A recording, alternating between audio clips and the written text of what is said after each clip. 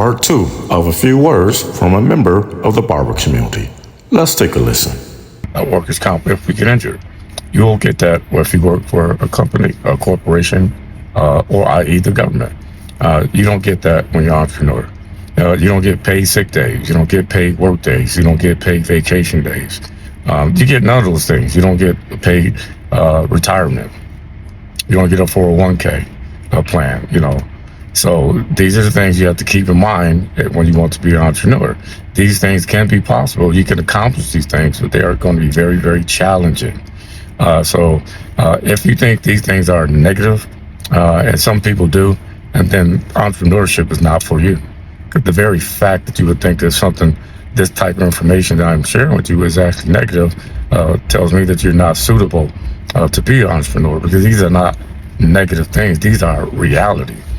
They are challenges for sure, but negative, no, because if your mindset is of negativity, then you're defeated already. So you can't approach it in that mindset, thinking that everything's negative, things that don't go your way, or things that I'm sharing with you now that you might deem to be negative. They are negative. They are literally reality. You get into business, you will find that most of these things, if not all of these things that I'm saying to you that you deem negative, are going to happen. So they are reality, and it is a part of the challenge of being an entrepreneur.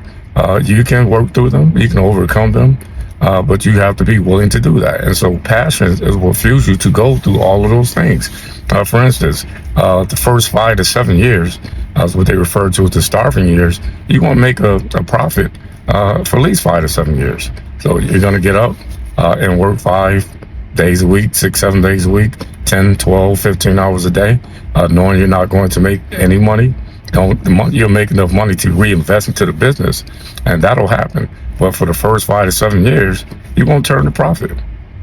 So most people, if they do the due diligence and they know that, most people are not going to take that on. They're not going to take that challenge and say, well, yeah, I want to get up every morning at 5 o'clock, 6 o'clock, 7 o'clock and go and work in my business for 15 hours a day, 18 hours a day, 5, 6, 7 days a week, knowing I'm not going to make any money in terms of profit for at least 5 to 7 years.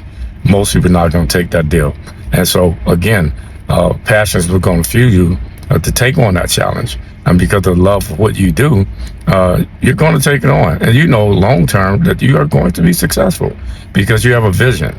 And when you do the due diligence, you know that these are going to be some of the challenges that's going to be before you. So you prepare for that. This has been a Class Act Barbershop presentation.